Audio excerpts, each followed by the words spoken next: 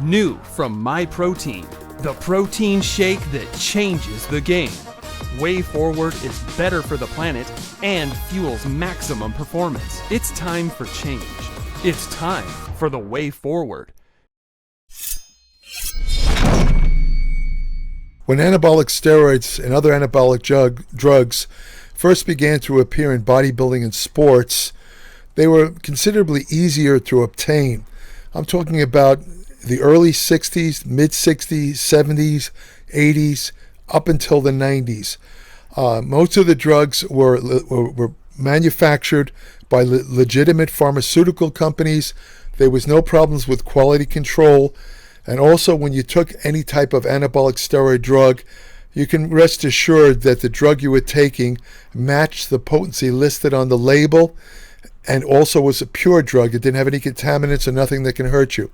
However, with the passage of legislation in the 90s, several anabolic, particularly in 1990, a piece of legislation was signed by the then original President Bush, called the Anabolic Steroid Control Act, which changed the whole scope of anabolic steroid acquisition. In essence, it made it much more difficult to acquire anabolic steroids. Doctors had to, who prescribed steroids, were monitored. When they prescribed an anabolic steroid, they had to do what they call a triplicate prescription, with one of the prescriptions going directly to the Drug Enforcement Agency. And if any physician wrote too many prescriptions for anabolic steroids or growth hormone, those type of drugs, they were flagged and they were monitored. And eventually, in some cases, they were raided by the DEA and they were prosecuted. I know of at least one or two physicians that actually went to prison. They lost their medical licenses because they were found to give out too many anabolic steroids. But as anyone, you don't have to be an expert to know, the demand for anabolic steroids is great, not only with bodybuilders, but athletes and even people that are not involved in competition. A lot of people have this notion, which I've talked about in prior videos. They have this idea that unless you take steroids, growth hormone, that type of thing, you can't really get big, you can't really get muscular. I'm sorry, I can't help laughing as I say these words, because it's such utter nonsense. Yes, I'm not going to deny that steroids, let's stick to steroids here. I'm not going to deny that anabolic steroids don't do anything. They certainly do. They have a considerable potency in helping to build muscle. They improve exercise recovery. In essence, they do everything possible to increase muscular mass. There's no question about it. But the idea that you can't get any type of physique without taking steroids is just ridiculous. This type of stuff is often voiced by trolls, many of whom are right here on Generation Iron. I know this because, the trolls like to leave their little nasty messages or comments under my videos. But let me tell you how you can identify a troll. A troll is somebody who will leave a nasty comment with no preemptive reason to do so.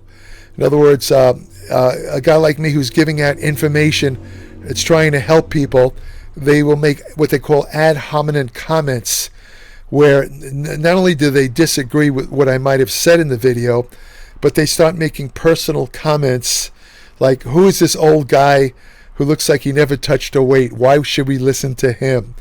Now they say these comments not knowing a thing about me. They don't know anything about me. They don't know anything of my background.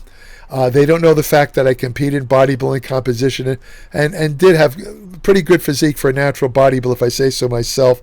They never bothered to check that because they're not really interested in that.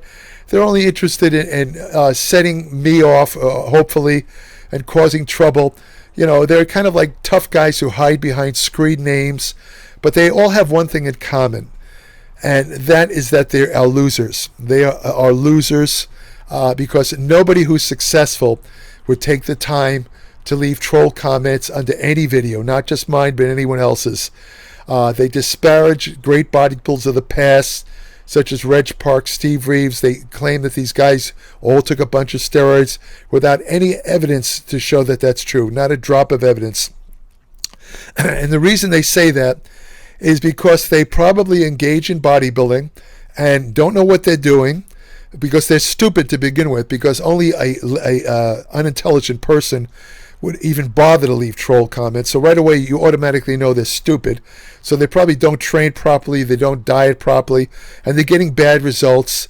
And it pisses them off to see people like Reg Park, Steve Reeves, or even the current bodybuilders, to see the physiques these people have acquired. It makes them very angry, so they have to attack. So these little fat guys in their grandma's basement leave nasty remarks. But anyway, I got off on a tangent here. But anyway, excuse my rant, but let's get back to the main subject here. Anyway, I was talking about how the Anabolic Steroid Control Act in 1990 made steroids much harder to get. And that opened the door to what's called black market sales. Black market sales are illegitimate companies operating on the internet that sell just about every nature of steroid you can think of and other anabolic drugs, including insulin like growth factor 1, growth hormone, clenbuterol, thyroid. They don't require, most of them, well, I can't think of any that require a prescription. They are marked by several commonalities. For example, most of them, there's no street address listed. You know, they either operate out of their websites, or some of them have P.O. boxes. There's never a street address. There's never a telephone number, because they don't, they're operating illegally. They don't want to be rated, so it makes sense for them not, which that does make sense. However, from the point of view of the consumer, if you get ripped off, if you order a product from any of these underground steroid purveyors, and you don't get the product, or you get the product and it's substandard, or it's damaged, or it's underdosed, nothing you could do. It's like the old cliche: you pays your ticket, you takes your chances.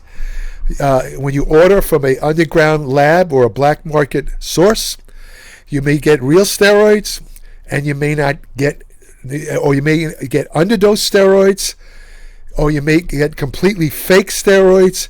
You can get substituted steroids. How do I know this? First of all, full disclosure, I don't use steroids. I don't care what anyone, people might look up old photos of me and say that I did use steroids. I'm telling you, I didn't. I never used steroids when I was in competition. I don't use steroids. It would be ridiculous for me to use steroids now at my age. The only thing they would do is probably push me into a heart attack or stroke. I don't need steroids. I'm not against testosterone replacement therapy. I'm talking about high-dose steroid regimes. I think that's insane for anybody over 40 to indulge in that, but that's a whole different topic. But what's my evidence that black market steroids, a lot of them could be, to use a colloquial term, shit? How do I know? Well, I know from listening and talking to people. I've observed people over the years who've purchased steroids from black market sites, and they've come to me and say, "Hey, Jerry, I ordered this parabolin, this trenbolone, or this decadurablin, or the testosterone, you name it, and it doesn't seem to be working. I don't get it." I say to them, "Well, are you working out hard? Yeah. Are you eating enough protein, following a diet? Yeah." They say, "I'm not getting any results. There's nothing. It's like almost like injecting myself with water." Well, they might not be injecting themselves with water, but they're also probably not injecting themselves with the full potency of the steroids they think they are. Anyway, what caught my attention regarding this was this new study published in a journal called BMC Public Health. It's a public health journal, and it's the title of it is "Fake Anabolic Androgenic Steroids on the Black Market, a Systemic Review and Meta-Analysis." A meta-analysis refers to an analysis of several previous studies. They all collate them into one possible analysis, and that's what this is. A meta-analysis on qualitative and quantitative analytical results found in the literature. Now let me read you the abstract before reading you actual parts of this review. Overall, 19 studies, which in total comprise 5,413 anabolic samples. Now, these were seized in drug raids all over the world, and they're all black market steroids, met the inclusion criteria and passed the quality appraisal from 2 whole world regions that reported findings from the Americas and Europe. Most studies were non-clinical laboratory studies, meaning 95%, and preceded samples seized by authorities, 74%, in 18 articles, proportions of counterfeit substances, and in 8 articles, proportions of substandard substances were presented. The overall mean estimate for counterfeit anabolic steroids found on the black market was 36%. What does that mean?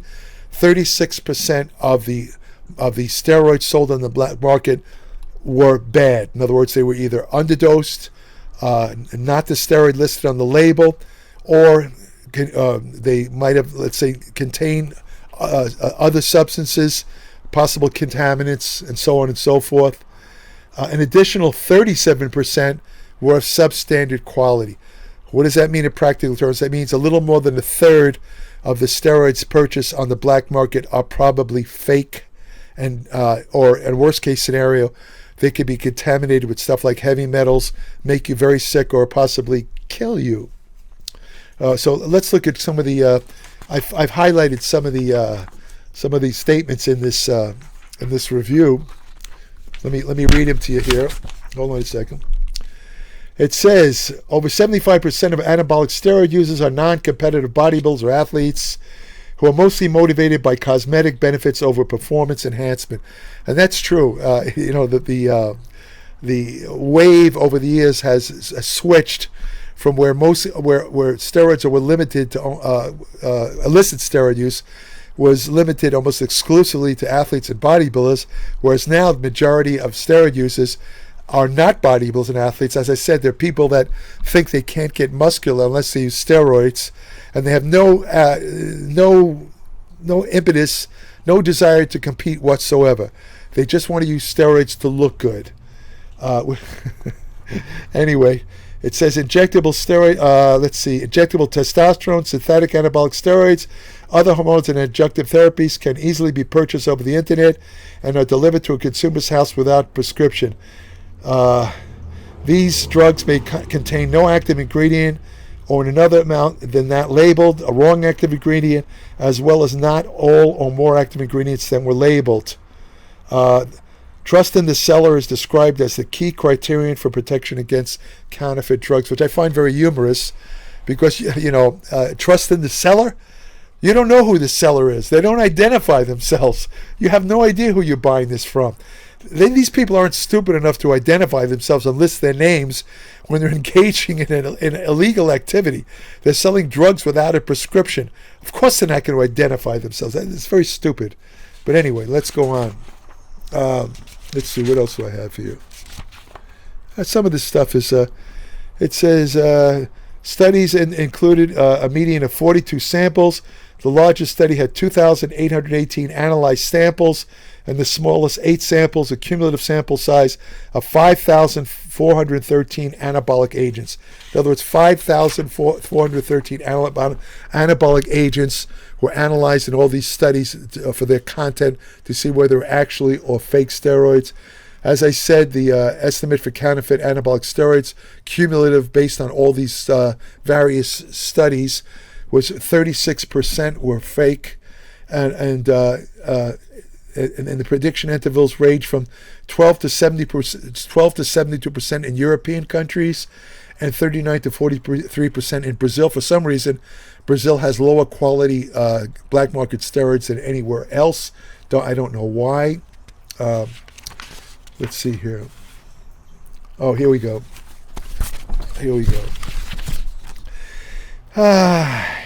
The mean estimate for inert substances was significantly higher in Brazil, 49% versus 15% in other places. Estimates for substitution of anabolic steroids was significantly higher in Europe, 51% to 28%. Substitution of anabolic steroids can occur with anabolic steroids of the same steroid class, such as different testosterone esters, testosterone ethanoate or propionate instead of testosterone isocaproate. Anabolic steroids have different steroid classes, such as parental preparations, testosterone or trenbolone esters instead of nandrolone, drostanolone or methanolone esters, and oral preparations, stanozolol, that's winstrol, instead of oxandrolone, which is anavar. Completely different compound classes, completely different pharmaceuticals. Some of the drugs, instead of having steroids in it, they had contained quinine, which is an anti-malarial drug. Instead of, they were supposed to be Dianabol, but instead they were quinine. I'm sorry, I can't help laughing. Examples of adulterated samples were found where not all active ingredients were included, as indicated on the label. One thing was called, underground steroid was called Testamax 300. It only included testosterone propionate, but it was supposed to be a mixture of testosterone esters, including testosterone propionate, phenylpropionate, isocaproate, and decanate. It was supposed to have, what was it? It's 1, 2, 3. It was supposed to have 4 testosterone esters. Instead, it only had the quick-acting testosterone propionate, which is out of your body in about a day. Let me see. One that was labeled Boldenone, which is equipoise, supposed to be 200 milligrams. It actually was testosterone propionate. So, let's see what else. I mean, both the proportion of substandard and counterfeit products are described as to be higher in formulations for oil-based solutions. In other words, oil-based steroids had a greater tendency to be fake compared to the tablets. Counterfeit proportions for oil-based solutions compared to tablets are described as 43 to 65% versus 29 to 37%. So, further analyze injectables for intramuscular injection.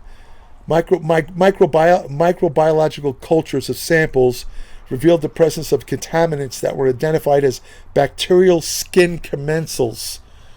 These are bacteria that can cause a disease. It's the fact that there was skin commensals, meaning they probably came off the skin of the people who were putting the drugs together, which indicates extremely poor quality control and a lack of hygiene, which is typical of underground labs, which is not typical of legitimate pharmaceutical companies, which are constantly inspected for cleanliness, hygiene, and quality control. So what else can I tell you here? Oh, different reasons may be responsible for the discrepancy between the declared label and actual content demonstrated in our systemic review, such as intentionally removing or exchanging expensive anabolic steroids with cheaper ones, or diluting anabolic steroids in order to increase the manufacturer's profit, unintentionally due to contamination and inadequate decontamination of machines that are used for the production of different active ingredients, poor quality of production where possible heterogeneity within the same production batch occurs due to inadequate mixing of active ingredients and dilutants, inadequate post-production where packages and labels are switched, inadequate shipment and storage conditions. We demonstrate that the visual inspection of the package label and internal content to identify preliminary signs of counterfeiting of anabolic steroids has been shown to be mostly ineffective. Now, that's an interesting comment because there are several actually good. William Llewellyn publishes Anabolics. I guess the latest edition is 2010. I can't remember. It's an excellent guide to anabolic steroids. But, he has photos in the book of fake steroids to help you identify them. But apparently, that's not foolproof, because over the years, the sellers of illicit anabolic steroids have gotten more and more,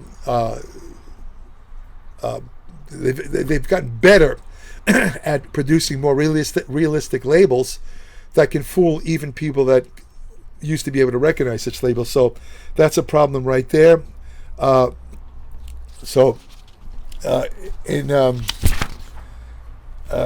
talked about the sterility issues. They talk about As for solutions, according to this review, they suggest I'll read it. Another strategy could entail the introduction of specialized drug checking services for the user community. In other words, for people who buy black market steroids. Drug checking allows people who consume illegal and legal drugs acquired from unregulated drug markets to submit samples for chemical analysis and receive feedback on the quantity, quality, and purity of these substances. That's a nice thought, but I don't see that happening. I don't see that happening because of legal consequences. I don't think, again, even if you just purchase these illicit black market drugs, you're already breaking the law because you're buying a prescription drug or a drug that's not approved, and it's against the law to do so. And if you get involved in these so-called drug checking services, you probably have to, of course, submit your name, which could possibly, lead you open to prosecution as just a purchaser of the drug. So I don't think that's going to happen. So that leaves us with: is there any possible solution to this problem of fake black market drugs? Honestly, I can't think of any. I mean, you've seen here what I've read in this study. You've seen the motives of the people that sell this. They want to make money. And they're not against underdosing, substituting one drug for another, or in some cases not even putting in an active drug. So I don't know what to tell you other than, if you take these drugs, you're lucky if it turns out to be fake and you don't get any side effects. You might not get any gains from it, but at least you won't get sick. In a worst case scenario, you might buy a drug that has heavy metal contamination, excess bacterial contamination, in which case you can get sick and possibly die. You can get sepsis, which is infection of bacteria in the blood that has a 50% mortality rate. So I know that this is going to fall on deaf ears, what I'm about to say, because I know, but so many people love to take steroids, and they have all these YouTube videos devoted to steroids and how to use them and blah, blah, blah, blah, blah. So all I can tell you is, again, at the risk of sounding redundant, you pays your ticket, you takes your chances. So all you people that are purchasing black market steroids, be aware that over 1/3 of those steroids are almost guaranteed to be fake. So I'll just leave it at that. If you want to purchase honestly, if I were competing today, I would not purchase black market steroids. I would not do it because you never know what you're getting. I don't like that. I'd have to get it from a trusted pharmaceutical source where the drug is guaranteed for potency and purity. Otherwise, forget it. I wouldn't take it. And I wouldn't be surprised if some of the side effects that are happening to current bodybuilders, some of the more serious side effects, I wouldn't be surprised if some of it could be traced to using shitty black market steroids and other hormones. So I'll leave it at that.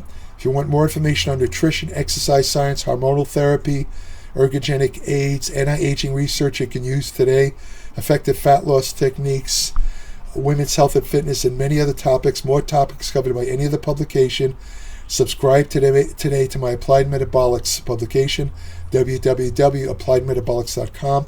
30 to 50 pages every month, no ads, includes my 60 years of constant study and experience that cannot be matched by anyone that I know of. When you subscribe, I'll send you an invitation to join my private Applied Metabolics Facebook page, where each day I post new information on nutrition, exercise science, and medicine and health. I also have an email portal on my Applied Metabolics website where current subscribers only, I don't answer unsolicited queries or questions. Current subscribers only can send me short questions about anything they might have read in Applied Metabolics or anything that comes to mind, and I'll be happy to answer as a service and appreciation of your subscription to Applied Metabolics. So that's about it. If you want to have the best friend you'll ever have, go to your local shelter, adopt a dog. Take care.